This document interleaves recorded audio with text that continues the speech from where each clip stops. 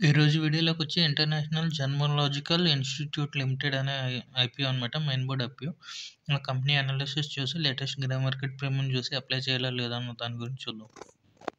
ముందుగా ఈ కంపెనీ చూసుకుంటే 1999లో స్టార్ట్ అయిందనమాట. ఇంటర్నేషనల్ జర్మలాజికల్ ఇన్‌స్టిట్యూట్ అని.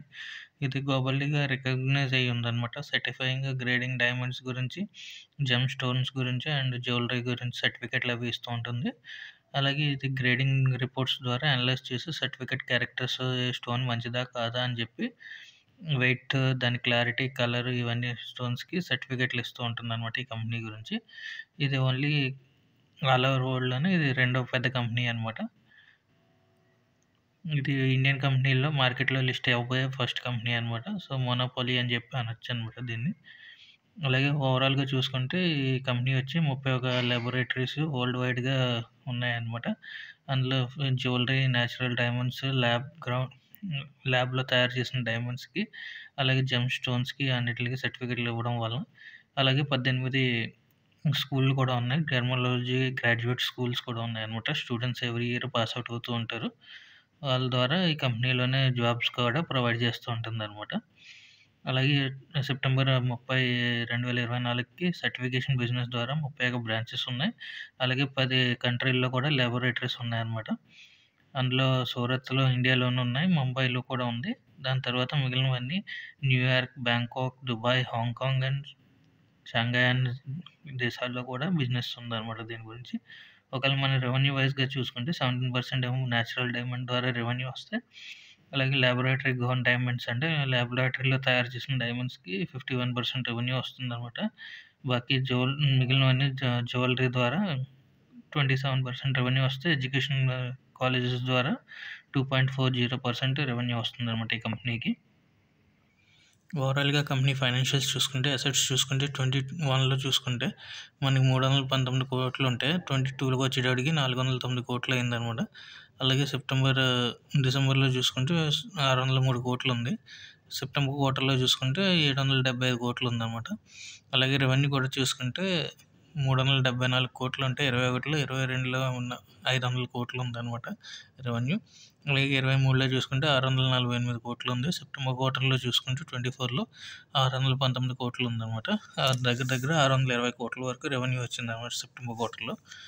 సో, 23లో చూసుకున్న దానికంటే 24లో సెప్టెంబర్ క్వార్టర్ అంటే 6 నెలల్లోనే ఆల్మోస్ట్ రెవెన్యూ క్రాస్ అయిందన్నమాట. అలాగే ప్రాఫిట్ ఆఫ్టర్ టాక్స్ చూసుకుంటే 21లో 171 క్రోర్స్ అంటే 22 వచ్చేటప్పటికి 241 క్రోర్స్ అయిందన్నమాట. అలాగే 23 వచ్చేటప్పటికి 324 కోట్ల ప్రాఫిట్ వచ్చింది. అలాగే సెప్టెంబర్ క్వార్టర్ 6 నెలల్లోనే 24లో చూసుకుంటే 326 కోట్లు వచ్చిందన్నమాట ప్రాఫిట్ ఆఫ్టర్ టాక్స్. అలాగే నెట్వర్త్ పెరిగిందనమాట. సర్ప్లస్ రిజర్వ్ కూడా పెరిగింది ఇయర్ ఆన్ ఇయర్‌లో.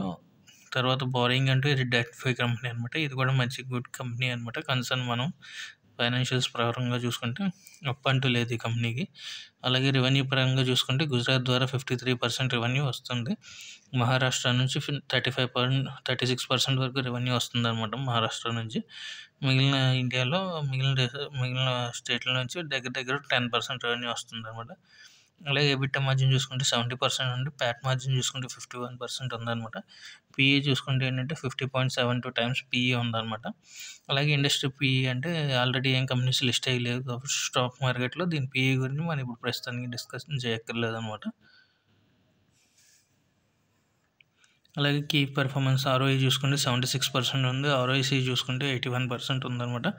డెప్ట్ ఏం లేదన్నమాట. రిటర్న్ ఆన్ నెట్ వర్త్ చూసుకుంటే 76% ఉందన్నమాట.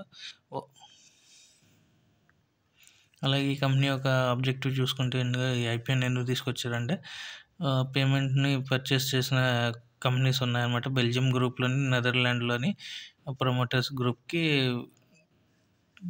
ప్రమోషన్స్‌కి అని ఎక్వైర్ చేసిన ల్యాండ్స్‌కి ఆటిలకి పేమెంట్స్ అవి చేసుకోవడానికని, అలాగే ఐపీఓ ఒక ప్రమోషన్ బ్రాండింగ్స్ దాని గురించి అని మిగిలినది యూజ్ చేసుకోవడానికనమాట.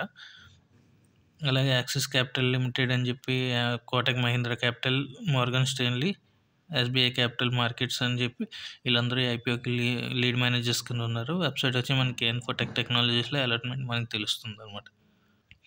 ఈ కంపెనీ ఒక profit and positive and negative చూసుకుంటే, కంపెనీ వచ్చి ఇది second largest independent certification company అనమాట. మనకి సర్టిఫికేట్లు అవి ఇస్తూ ఉంటుంది.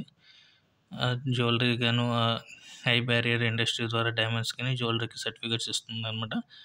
అలాగే providers rapidly growing laboratory diamonds కూడా సర్టిఫికేట్స్ ఇవ్వడం వల్ల ఇది లార్జెస్ట్ ప్రొవైడర్ అండ్ సర్టిఫికేట్స్కి.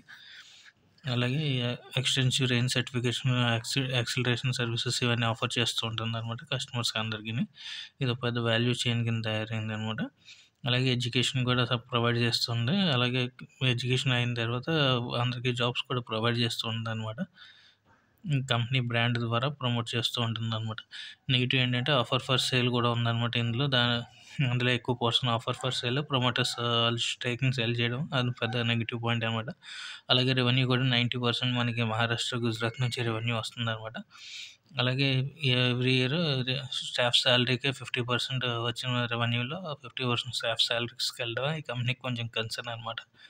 అలాగే లీగల్ కేసెస్ కానీ ఏమైనా ఫారిన్ కంట్రీస్లో బిజినెస్లో ఏమైనా కేసెస్ వస్తే ఆ కేసెస్ నుంచి మళ్ళీ పాజిటివ్ న్యూస్ కానీ నెగిటివ్ న్యూస్ కానీ వస్తే మాత్రం ఈ స్టాక్కి కొంచెం ఇంపాక్ట్ అయ్యే ఛాన్సెస్ ఉన్నాయన్నమాట. అలాగే కంపెనీ వచ్చి ఎక్స్క్లూజివ్ లాంగ్ టర్మ్ కాంట్రాక్ట్స్ కస్టమర్స్తో ఏం చేయట్లేదు అనమాట.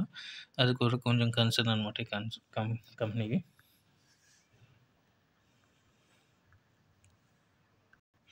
అలాగే కంపెనీ యొక్క టైం లైన్ చూసుకుంటే ఓపెన్ డేట్ 13 డిసెంబర్ వస్తుంది. క్లోజ్ డేట్ వచ్చి 17 డిసెంబర్ అనమాట. లిస్టింగ్ డేట్ వచ్చి 25 డిసెంబర్ అనమాట. అలాట్మెంట్ మనకి 18 డిసెంబర్ అని తెలుస్తుంది. ప్రైస్ బ్యాండ్ చూసుకుంటే 397 నుంచి 417 రూపీస్ ఉందన్నమాట. లాట్ సైజ్ వచ్చి 53 షేర్స్ ఉంటాయి కాబట్టి టోటల్ సైజ్ వచ్చి 4225 crores అనమాట. అందులో ఫ్రెష్ ఇష్యూ వచ్చి 1475 crores అనమాట. ఆఫర్ ఫర్ షేర్ వచ్చి 2750 crores అనమాట. ఫేస్ వాల్యూ చూసుకుంటే 2 రూపీస్ పర్ షేర్ అనమాట. రిటైల్లో ఒక లాట్కి 35 షేర్స్ ఉంటాయి కాబట్టి మనకి 14,595 రూపాయలు అమౌంట్ కావాల్సి వస్తుంది అనమాట. అలాగే వెబ్సైట్ మనకి కేన్ఫోటెక్ టెక్నాలజీస్లో అలాట్మెంట్ తెలుస్తుంది. ఓవరాల్గా ఐపీఓ రివ్యూలో ఇందులో అప్లై చేయాలా లేదా అనుకుంటే గ్రోయింగ్ బిజినెస్ అనమాట. ఫైనాన్షియల్స్ కూడా బాగున్నాయి, వాల్యుయేషన్స్ కూడా బాగున్నాయి, ప్రైస్ బ్యాండ్ కూడా బాగానే ఉంది. అలాగే లిస్టింగ్ గేమ్స్ కూడా ఇన్వెస్టర్స్కి స్కోప్ కూడా ఉందన్నమాట. సో ఎవరైనా అప్లై చేయాలంటే పక్కా అప్లై చేసుకోవచ్చు, ఎందుకంటే మంచి ఛాన్సెస్ కూడా ఉన్నాయి కాబట్టి. అలాగే ప్రస్తుతానికి అయితే గ్రే మార్కెట్ ప్రీమియం చూసుకుంటే 100 రూపీస్ చూపిస్తుంది అనమాట. 24% ప్రాఫిట్ ఉంది. ఒక లాట్కి మనకి దగ్గర 3,500 రూపాయలు ప్రాఫిట్ చూపిస్తుంది అనమాట ప్రస్తుతానికి. ఇంకా డే 1 డే 2లో ఇంకా పెరిగే ఛాన్సెస్ కూడా ఉన్నాయి. లేదంటే ఈ రేంజ్లో కానీ ఉన్నా సరే మనకి మినిమం అంటూ ప్రాఫిట్ అంటూ వచ్చే ఛాన్సెస్ కూడా ఉన్నాయన్నమాట. ఇంకా anchor list day 1 day 2 subscription బట్టి మనం అప్లై చేసుకుంటే ఈజీగా మనకి లిస్టింగ్ గేమ్స్ కూడా వచ్చే ఛాన్సెస్ ఉన్నాయి. ఎందుకంటే మెయిన్లీ ఇప్పుడున్న ఐపీఓస్ విశాల్ మెగామార్ట్, మిగిలిన మూవీకి ఇవన్నీ ఒకేసారి వస్తున్నాయి. అవన్నీ క్లోజ్ అయిన తర్వాత ఈ ఐపీఓ రావడం వల్ల ఇంకేం ఐపీఓస్ లేవు కాబట్టి దీనికి ఇది ఒక పాజిటివ్ పాయింట్ అనమాట. సో అలాగే ఫుల్లీ సబ్స్క్రైబ్ అయ్యే ఛాన్సెస్ కూడా ఉన్నాయి. ఎవరైనా ఇన్వెస్ట్మెంట్కి లాంగ్ టర్మ్ కూడా చేసుకోవాలంటే కూడా చేసుకోవచ్చు అనమాట. Thank you for watching.